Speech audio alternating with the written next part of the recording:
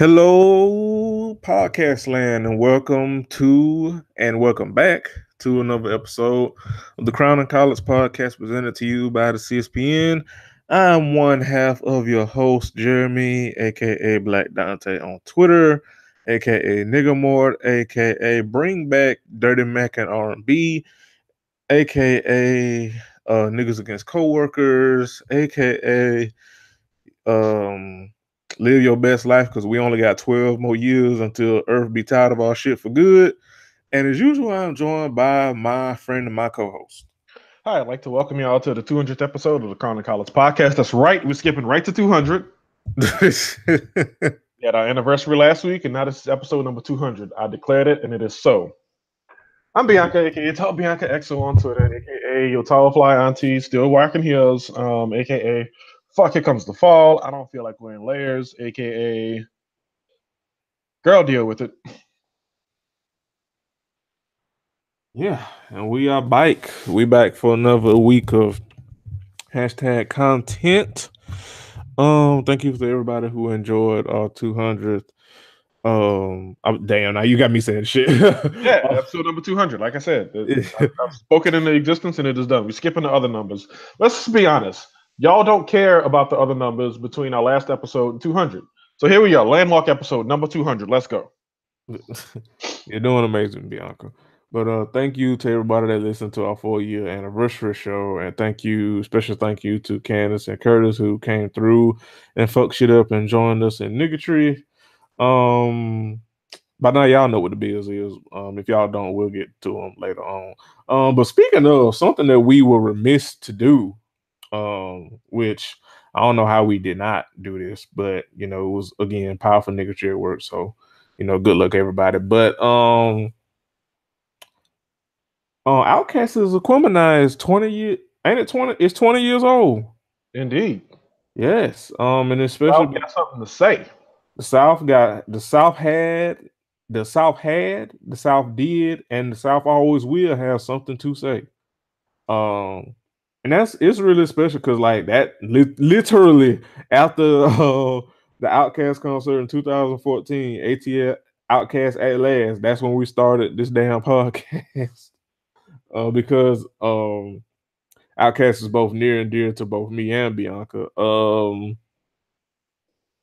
I feel, fuck it. I guess this will be an impromptu bring it back. Just that album, I don't trust anybody. First of all, I don't trust anybody that don't like Outkast. That's number one. But number two, I damn sure don't trust anybody that don't like Aquemini because that shit is timeless. It's timeless. There's not enough time and words to describe how amazing that album still is. Listen, let me tell you something. First of all, our queen Beyonce loved her some goddamn Outkast, and she loved the fuck out of some goddamn Spodioty horns. It has been so many goddamn songs Beyonce has used those fucking horns, and I was like, you know what? This is why I stand, because my queen recognizes greatness when she see it, and she incorporates it in her greatness, and that is why we stand. But the thing about Aquemini, like it aged really well. Like I listen, as much as I'm an Outkast fan, stan, whatever you want to call it, I'll be the first to admit some of that shit did not age well. Some of that shit aged very onkish. I'm not gonna lie, but Aquemini overall, Aquemini holds up. Yeah, it does. It holds up to the test of time. It truly has held up. One of the things I like about it is, and I mean, we're kind of getting back to this where you get the albums you can play all the way through. But this album was the perfect length for this time and period, this time and era in music. Perfect length in, track number for Southern rap, for rap in general, for again the era it was released in. It did so many things right. And you had a couple of crew cuts, and again, as we mentioned, Spodioty Dopalicious, which was just like, yo, let's just vibe out and just make a beat for a little bit, and then we're gonna talk over it some, and then we're gonna let that shit bang out for the rest of the way. One of the greatest instrumentals of all time. But yes, it's just it's an album that again, top to bottom, it just endures. And you know, It's not a, by the time you got the end of Liberation, you're just like, which is the perfect ending track. I just went on a fucking journey. But then Chunky Fire comes through at the end after that as the fire like, yo, like let's just hit y'all one more time and get out of here. Right. But But do yourself a favor and go back and listen to that album if you haven't already. Because it never gets old. Like it's not one bad song on the album, and that is not even my outcast bias seeping in. Like it's literally not a bad song on the album. right, and I'm gonna go a step further. It's not even my favorite Outkast album, and I love the hell out of this album. I will defend this album to every corner of the earth till the end of time, no matter how trash the Falcons are.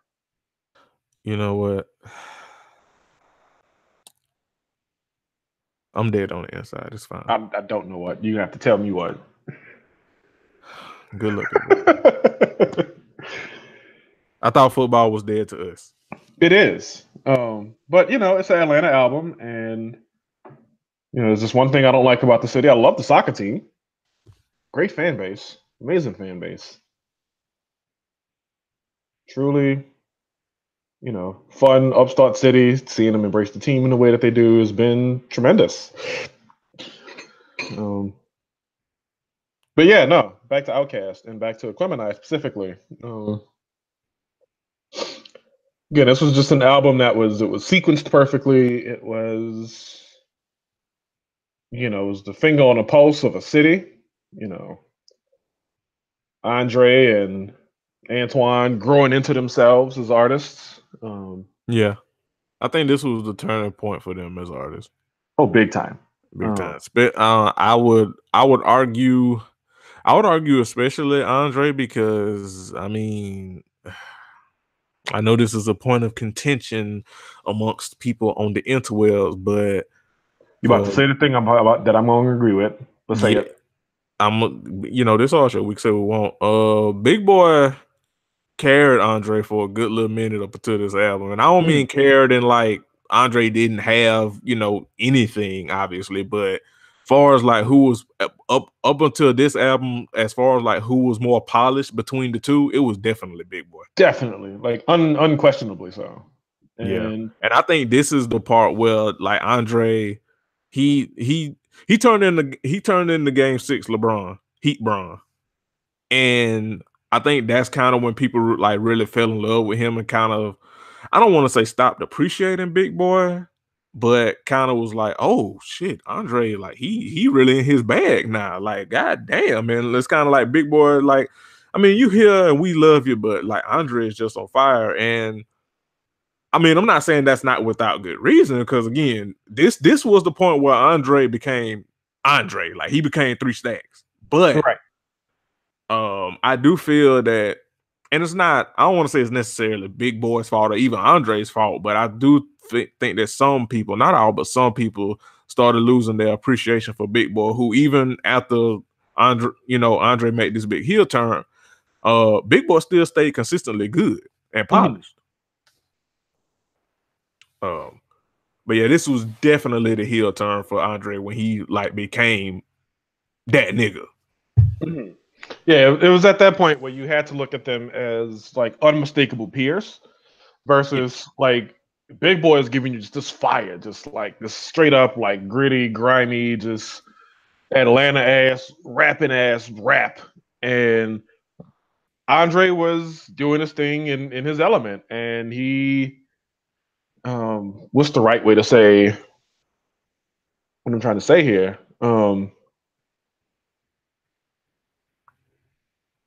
Basically, Andre was more experimental in that way that people might not necessarily been ready for just yet.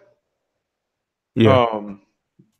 And so with this album, Andre gave you that, and he gave you, I'm a rapping ass nigga too, by the way. Right.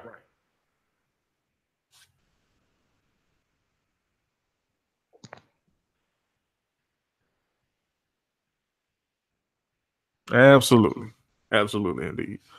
But yeah, go back and listen to Aquemini, get your life, and um, Treat yourself.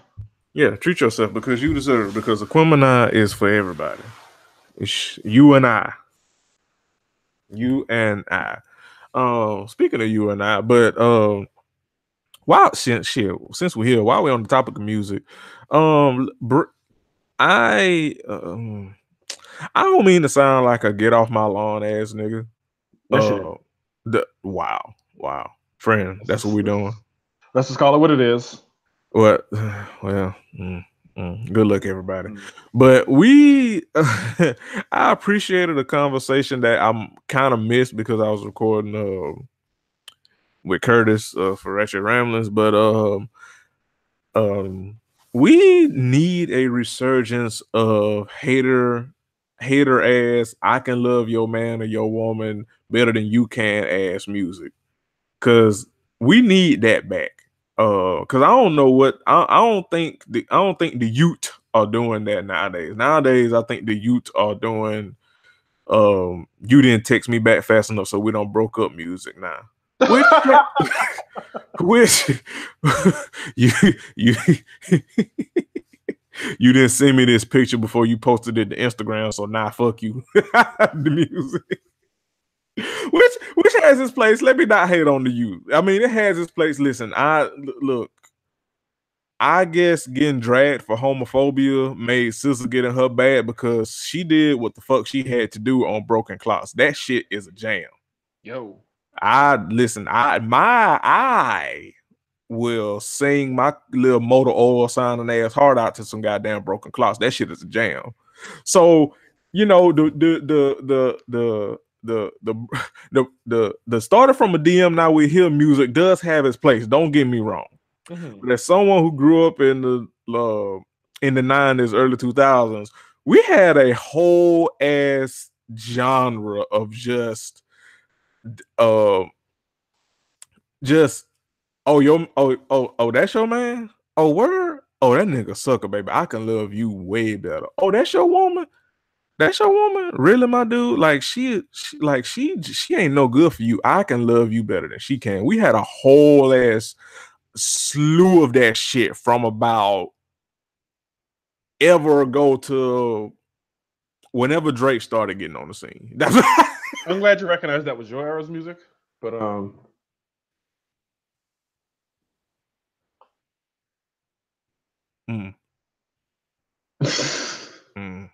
gonna let you cook with that. I'm glad you recognize that as the older the older member of this here podcast. I gotta draw my lines where they go.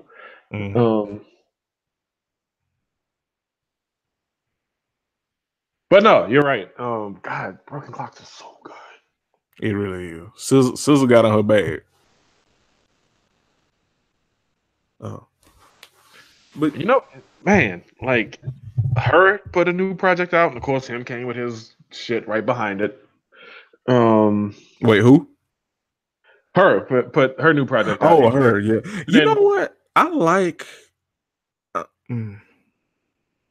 I gotta be honest, like, because I didn't know who her was until the BET Awards and her and no pun intended. I think Dane Cease performed with her, like they did Best Part, and I was like, who the fuck is this? She sound good. And everybody was like, that's her. And I'm like, oh, so that's who y'all been talking about. So that made me get into her other shit. And then the latest project came out, which it kind of was like a snippet to, like, I guess whatever she's gonna release later on. And I was like,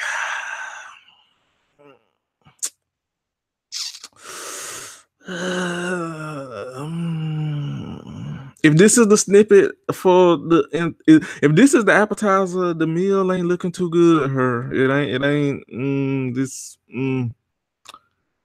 it ain't that. Like she went in her Lauryn Hill bag with this spoken word shit that sounded like 75% Hotepi. And I'm like, oh, baby, what is you doing? But continue. No, I just always like. I mean, you're right, but I'm just here for the jokes. And mainly the jokes are such that Buddy comes out and makes like his counter project, and all of the album titles are like compared to hers. Mm-hmm. Mm-hmm. Um. Mm. Well. Like she'll make a song called Candles, and he'll make a song called Blow Candles Out. And then like she'll make a song called Wings, he'll make a song called Feathers.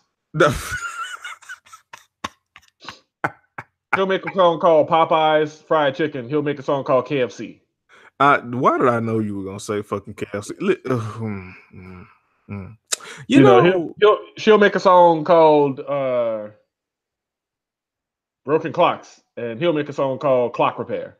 It's always just the worst shit, and the song length be almost the same. It's just her ass make a song called Blue. This motherfucker make a song called Navy.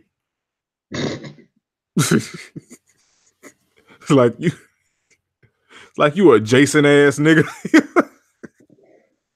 Breaking news just got word that Drew Brees is now the NFL's all-time passing leader. All right, back to our music talk.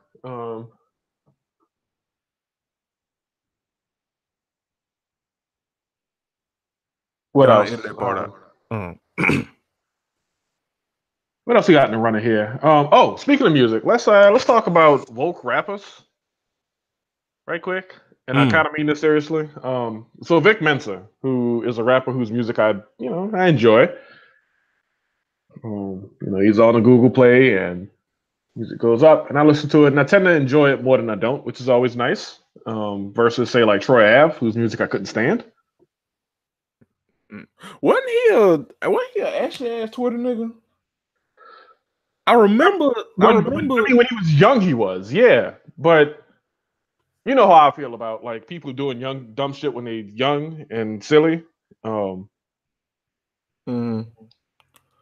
you know how I feel. You know how I feel about that. I'm like, if you grow from it and like you just keep showing improving, I'm not gonna keep holding that shit against you for the rest of your life. Like, I'm gonna just say you were stupid once, you ain't stupid no more. Cool, life goes on. But he did a cipher for BET Awards, for BET show, and it was a pre-recorded thing that he did. And when BET played it, it turned out that XXX Extinction expiry date, which is who he addressed in this thing. It turns out his mom was in attendance, and expiry date. I think he was being presented something about like up and coming artists or whatever, and you know how he got like cut short. But Vic Mensa did this part of the cipher where he was really critical of like fans being way too like in their bags basically about artists being considered greats and legends and shit like that when they abuse people, which is a thing about XXX garbage. XXX dead nigga. Right. But so what ended up happening was, they found out his mom was there, and he recorded an apology. And he said, "Look, I wasn't trying to take shots at her. I didn't know she was going to be there. It was pre-recorded. She lost her son to gun violence in the end, and that's still senseless. And like I had expressed my sympathy because of that. But what I do have a problem with, and what I'm going to continue to have a problem with, is people crowning artists as they're still making music as these legends and all-time greats and stuff like that when they got such dirty, horrible pasts and even like presents, as the case was with Triple X Tacos. So yeah, shout out to him for growth. Yeah, that shit is. We were talking about this a little pregame, like just that whole.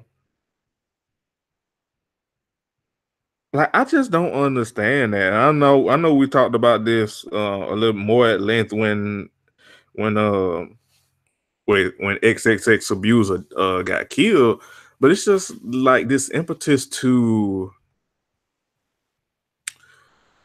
I mean, you know what? I'll take it a step further. I won't even just say for abusers, although we talking about one. Like I just don't understand the impetus to label artists like legends and icons just because they die. Because you know what I mean, like, and obviously to a way lesser degree and a more less egregious degree, people did that when Aaliyah died.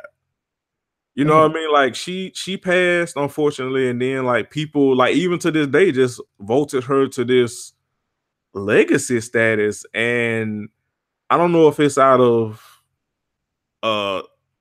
an exaggerated sense of paying respects or what, but I don't. It's just whenever someone dies, maybe it's like a overly human empathic thing, but we kind of give them roses, and then some of us give them like the whole flower shop when when either good or bad, they don't deserve the whole flower shop. You know what I mean? Like I just don't understand that.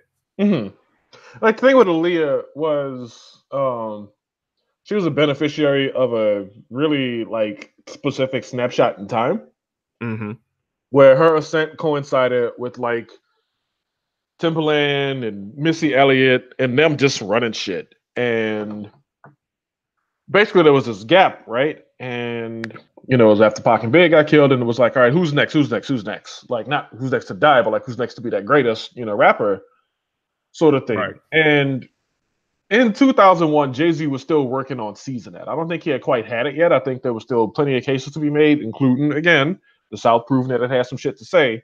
But what was going on separately from that was everybody was like, whoa, mellow out. We can't be talking about killing each other all the time. Let's smooth out the vibe some. And I think what Aaliyah represented was this sort of icon of, you know, she had the bad girl look, right? Like with the jackets and like the jeans sagging a little bit and the Timberland boots and shit and the beanies. Like she just had this look. It was like my look is edgy, but my sound is pure, and her sound was heavily edited. But my sound is pure.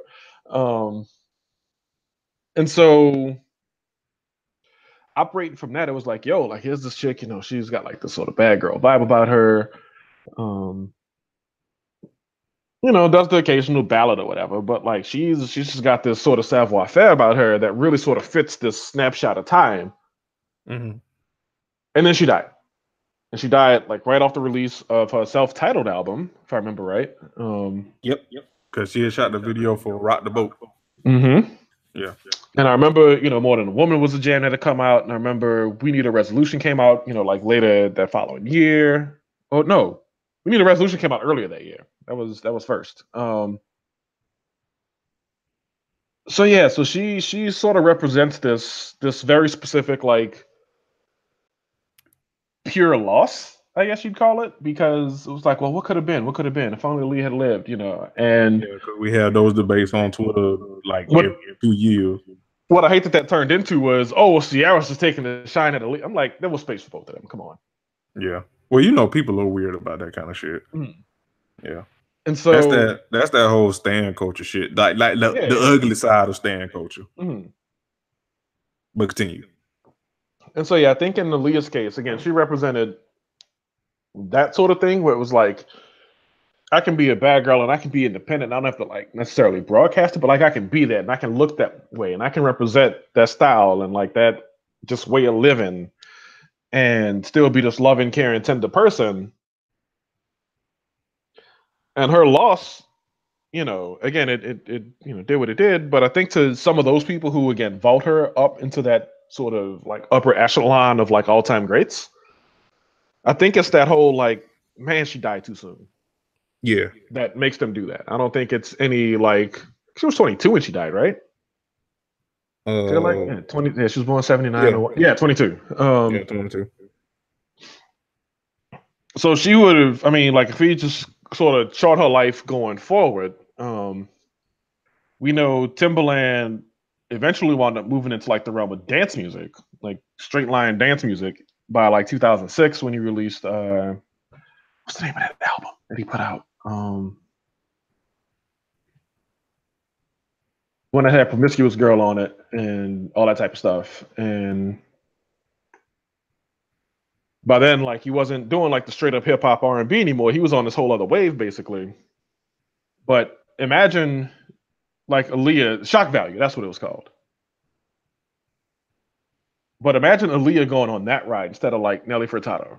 Yeah, because that one had on. Didn't that one have Say Something on it? Shock Value had, so that was 2007. No, so that was Give It To Me, The Way I Are. Release was on that one, the song with Justin Timberlake. Scream was on it, the one he did with Carrie Hilson. Mhm.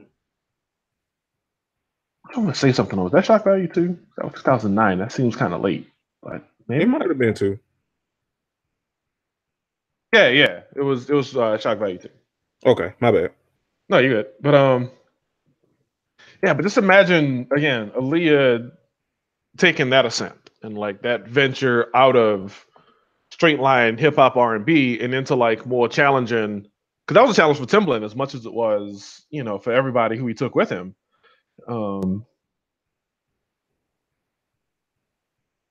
And yeah, just like I said, I think about it and I'm just like, wow, like what could have been? Now again, I don't get into the business of like putting these folks into sainthood for, you know, various reasons, but like Aaliyah sort of represents this very pure what could have been, because my God, like we know, and we talked about this before, we've given Missy her flowers plenty of times. Mhm. But Timbaland and Missy were a force, and she was the chief beneficiary of it.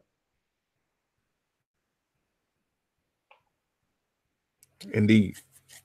You know, more so than Genuine, more so than, you know, Player, more so than like every other project that Timbaland had. Like she was the one. Like she was the one. Like, yo, we gonna carry her up and through it, and then into it, and then like we're gonna keep her propped up for as long as we can.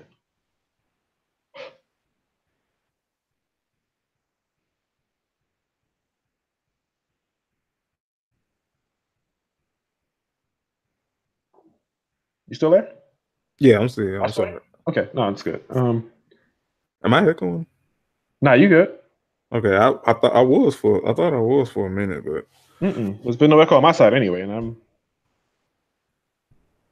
yeah. But yeah, I think like I say, Aaliyah was a victim of that time period or that need after when she died. Voting her up to that, you know, like legacy status, like you said. Now, as far as XX call 911 because he got shot, I don't know what the fuck these children doing with this nigga. right. Voting him up to a goddamn icon. First of all,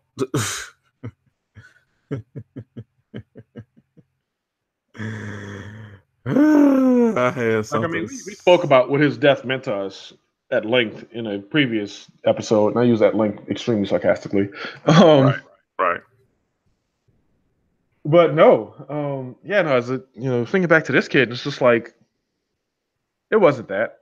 Like, Yeah. and I'm not saying that being like an old woman about it, but no, it just this ain't that and that ain't it. Like Aaliyah had legit like 40-year-olds like sad about her death.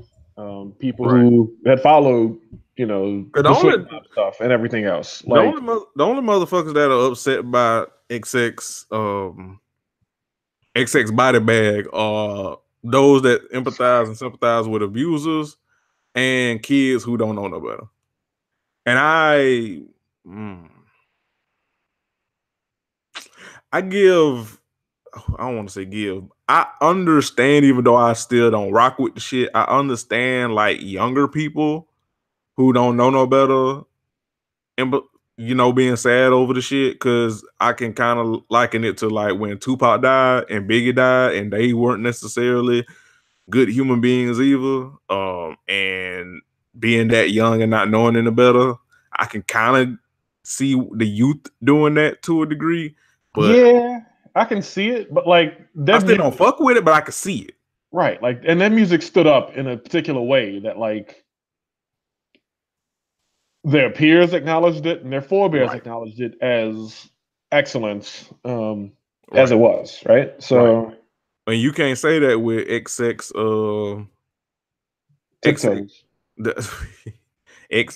XX chalk line. You can't say that with him because one, with the way the music is now, it's so many of his peers, and then two, he ain't see a lot of peers giving that motherfucker roses when he was alive. It was only when he was dead, and the roses that they was given to when he died was to cover up and make excuses for him being a goddamn rapist and an abuser. So, you know, like I said, to the youth, I can kind of see it, even though I'm fucking with it. But for grown motherfuckers, adults, the older motherfuckers, nah, y'all niggas just using niggas gender friendly. Y'all niggas just empathize with a goddamn abuser. And shame on you for doing so. Speaking of shame, because we've been at this length a little bit, so let's move on. Speaking of shame, someone that turned their shame into a bag.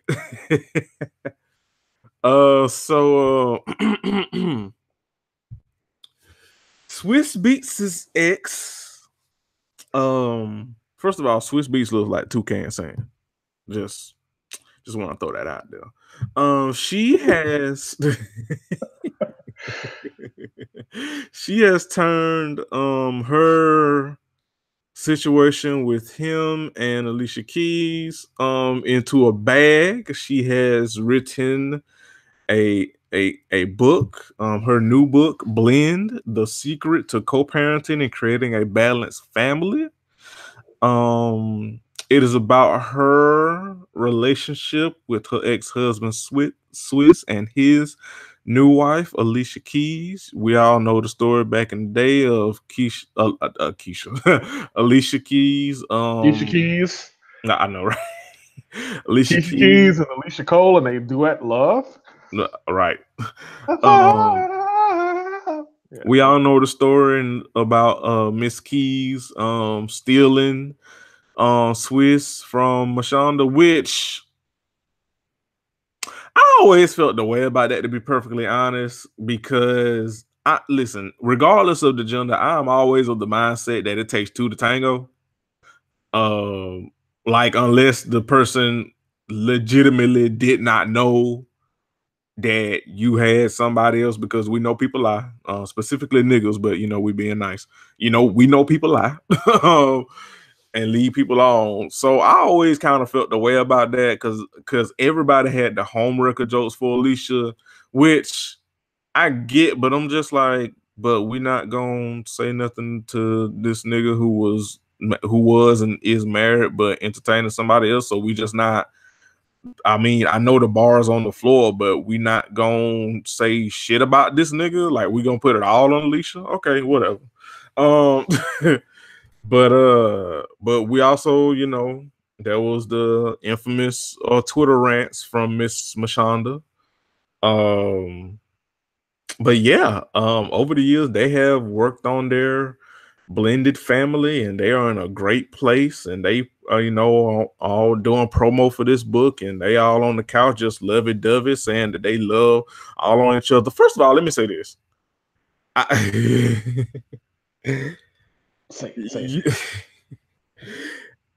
don't give a damn what nobody say. You can't tell me that seeing that these niggas doing all this cozy, lovey-dovey shit, you can't tell me Alicia ain't fucking the shit out of Swizz and Mashonda. And I'm leaning more towards she more so focusing on Mashonda. Because listen, when they did a damn promo and the twinkle in their eyes when they looked at each other, and Swizz ass was like, well, damn, am I here? And they was like, no, nigga, you not. you over there, you hold the camera. Listen, that was cold. See, I know. Listen, I was born that night, but I wasn't born last night. I can read between some goddamn lines. Listen, that when Alicia told Swizz that you the one holding the camera, she looked back and looked at Mashonda, and Mashonda looked at her. Listen. Alicia eating that thing from the back on a consistent basis, with Swizz sitting outside of the door. Listen, you ain't gonna tell me. You ain't gonna tell me Alicia ain't turning that monkey out. You not gonna tell me. You not gonna tell me Swizz big nose ass ain't the listen, that nigga sitting outside, both him and his damn nose just in his feelings. Listen, Alicia and they'll show Mashonda some things, okay? You not gonna tell me. Cause listen, ain't no way in hell. Ain't no way in hell a woman, a cishet woman, ain't no way in hell she just gonna be buddy with the woman who stole, quote unquote, her ex-husband, and somebody monkey ain't being worked. You not gonna tell me.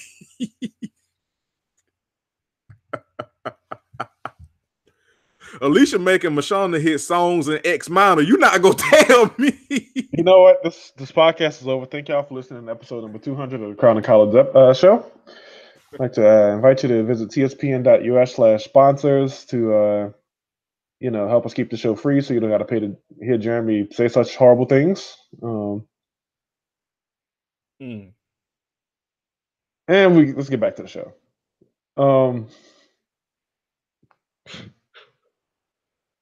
But yes. But yeah, I mean, look, I know a lot of people like got their opinions, which they're entitled to their opinions about Mashonda saying that she a dummy bitch because ain't no way in hell they could be cozy with the woman that stole her husband, which you know what?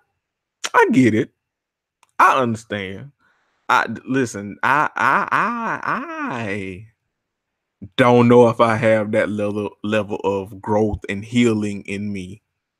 If I was in that situation, I can't say that I would be like that either. But what I will say is, I mean, look, Mashonda got alimony. They kids, all of their kids are seemingly in good standing and good graces and good health, which is why she said that's primarily why they was able to work this shit out because of the kids.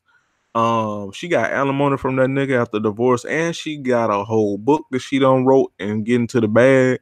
So I mean, she riding around and getting for certain. Right. On a moral level, is it kind of fucked up? Well, ain't no kind of. On a moral level, is it fucked up? Depending on your moral, sure. But far as that bag go, Mashonda won. That's not really, the moralizing and all that stuff. That's not really our business. That's, Yeah, our business is these jokes, to be perfectly honest. Because I mean, listen, Mashonda get into the bad more than Alicia because the damn show ain't for singing. Because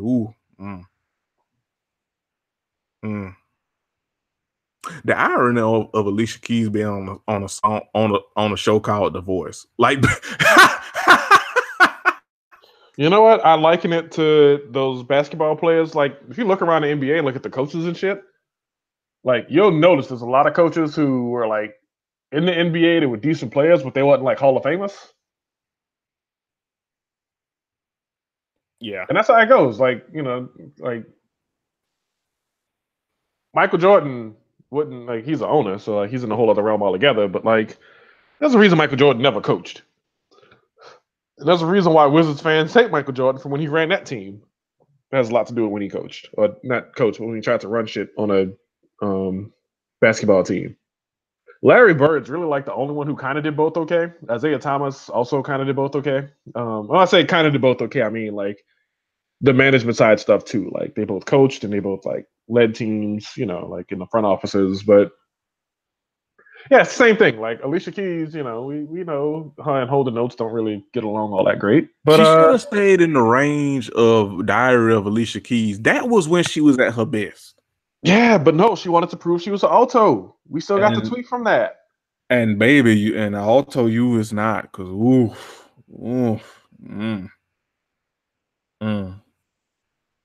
But you know what? Good luck, everybody. Good luck. But yeah, Mashonda said time has a way of healing things. She told people in they issue about this shit, and but we also had to heal them ourselves, and it was primarily due to the kids that they were able to. And she says, I'm using my own story as a testimony. And that it is my divine purpose. I don't know about divine purpose, Mashonda, but you know what? Go off.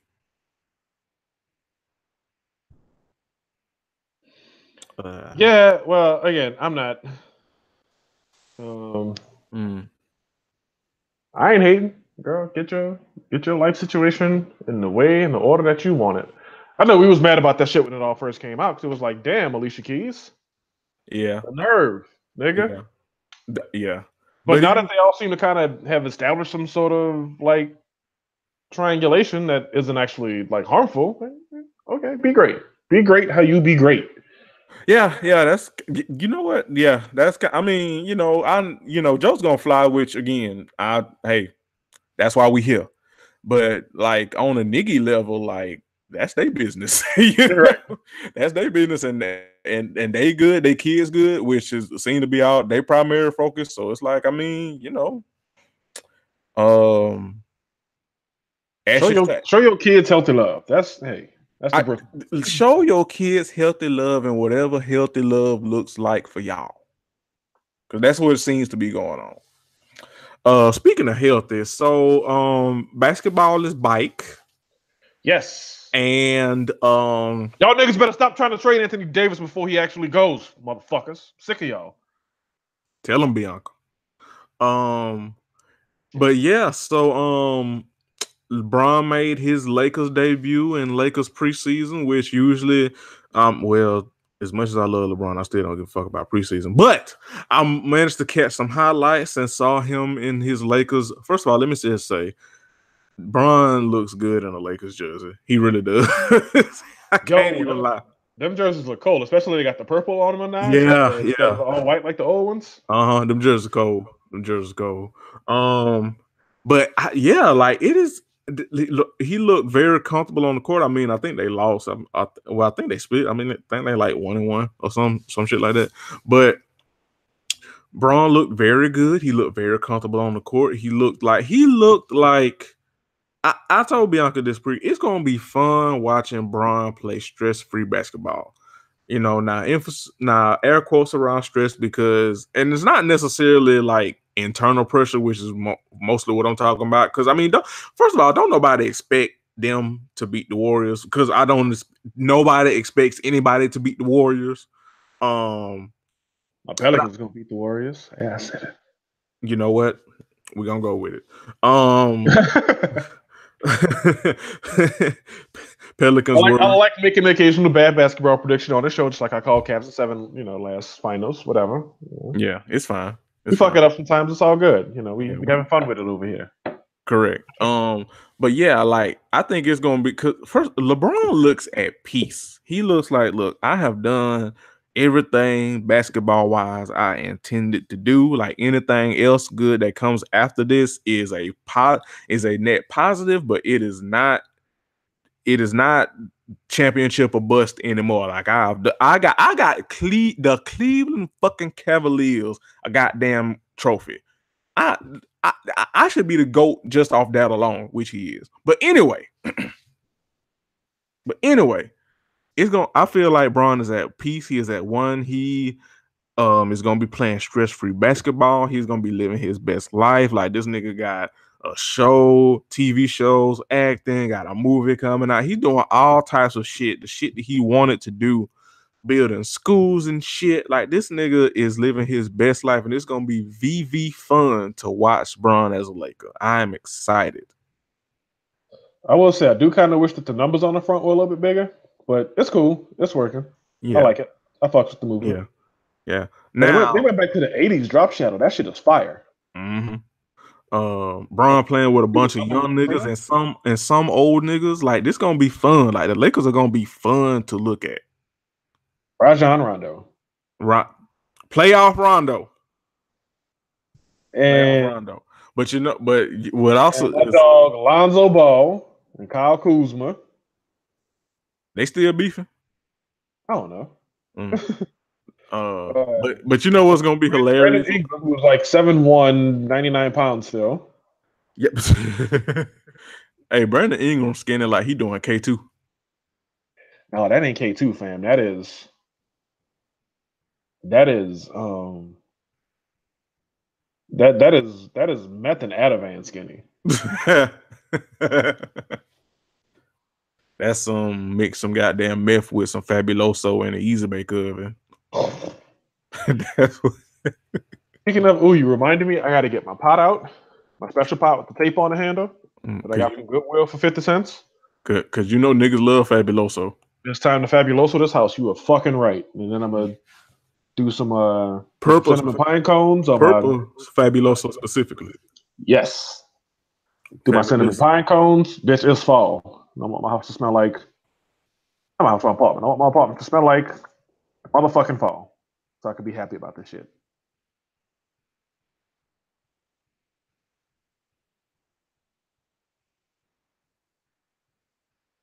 Correct. But yes, but you know what's gonna be hilarious because on the other side of the river, the Cavs, the Cavs want us to believe that they somebody.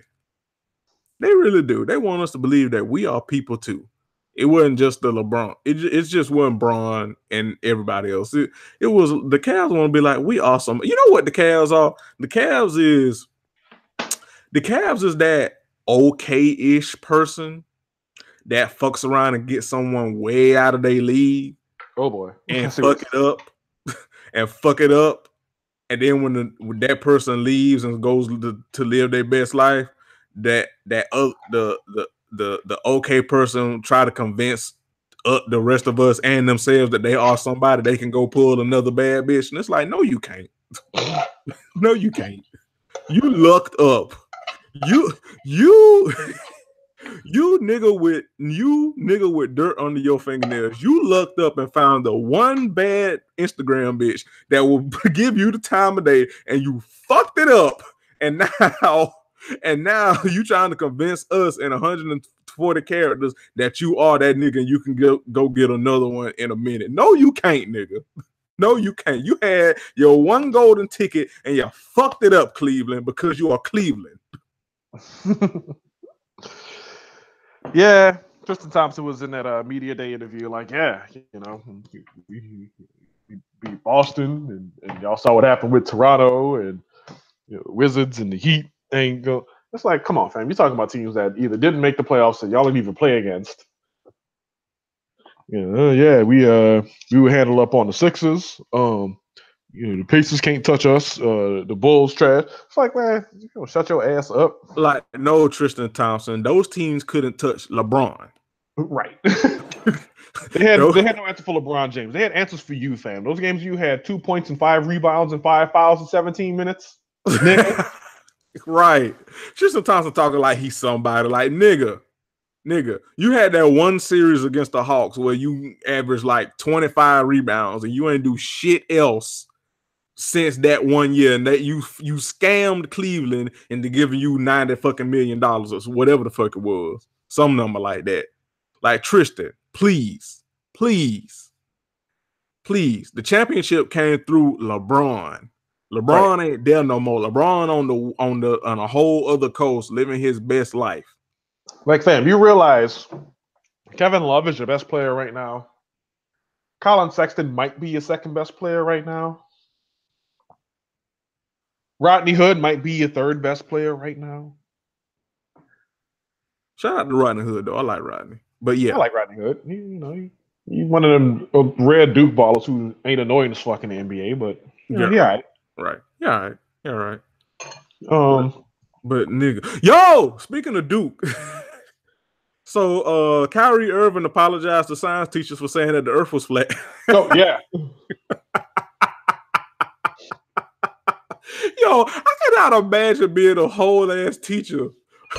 Done did what I had to do, done went to school, got my degree, got my master's, can teach and lead the youth and the future members of society of the next generation. I cannot imagine telling them about about spheres and the earth being round and longitude and latitude, and somebody little snot nosed kid telling me the earth ain't round, it's flat because Kyrie Irving said so. I cannot imagine.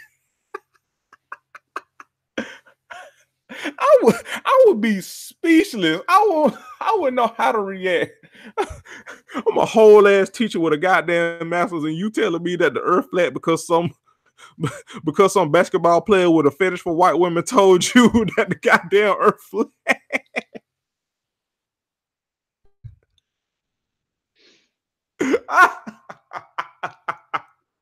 Kyrie done had somebody child up in school looking dumb as fuck.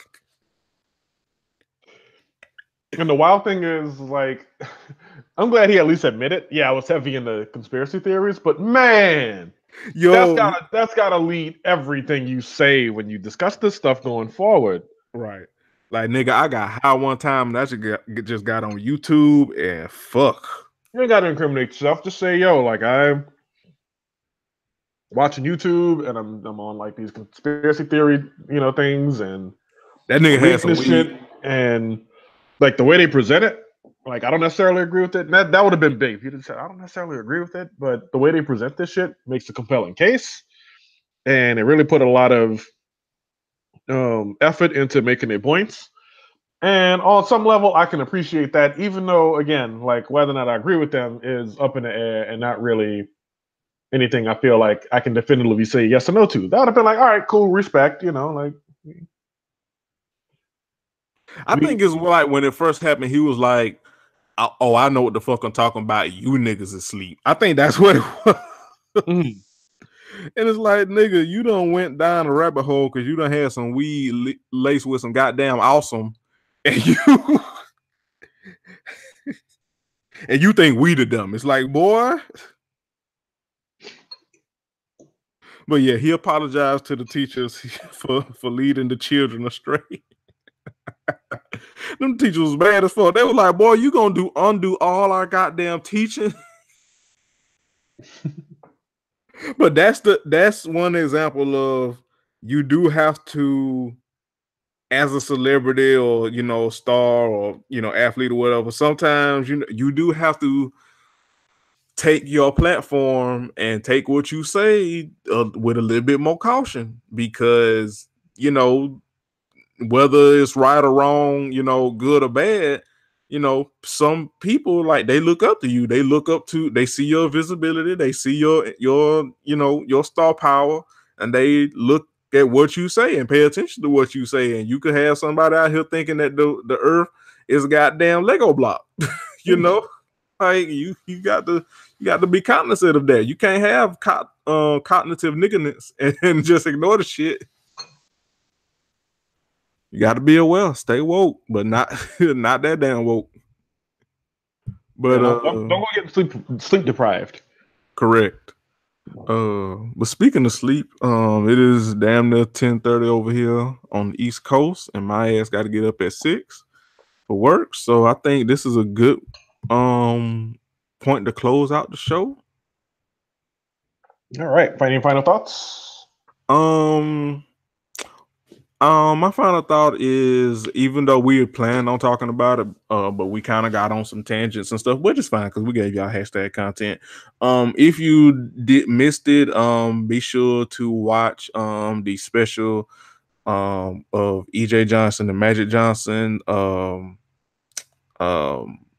I think it was titled "This Is My Life." It's a great doc. It's a great special on gender identity and sexuality. We know that EJ, first of all, EJ Johnson is fucking flawless. That's number one. Right. He be beat to the gods. So it's CNN's profile, This Is Life with Lisa Ling. Yes. And yeah, in it you'll find interview with EJ's parents, and then they get some words from EJ. I think it's tremendous. You should definitely check it out. In fact, that may be how we open episode 201 next week, with the discussion about what we've taken away from that conversation, especially, in light of the shit with the Supreme Court, and especially in light of the shit with the transgender student, with the lockdown drill, and just basically all the ways in which trans people's lives are affected. And included in that is those who bend gender and those who don't subscribe to the notion of gender, which EJ kind of falls under that umbrella. So yes. Definitely watch that. And, no gatekeepery bullshit. And yes, just straight up, good old content and things to think about, things to chew on, and ways to see alternate windows into the life I'm living. So yeah, thank you. Correct. So I think that's a great way to close out the show. We'll be back next week. Thank you all for fucking with the CSPN. Leave us ratings and reviews. Subscribe to the Patreon. Get bonus hashtag content. And we're gonna work on that, I promise. Yes, we are. Me and Bianca gonna carve out a schedule to work on some bonus hashtag content. It's just been crazy in your girl's life, but things will start stabilizing in the next, I don't know, week or two, and maybe we can. Yeah. So thanks for listening. That's a wrap. We out of here. Bye. Till next week. Peace.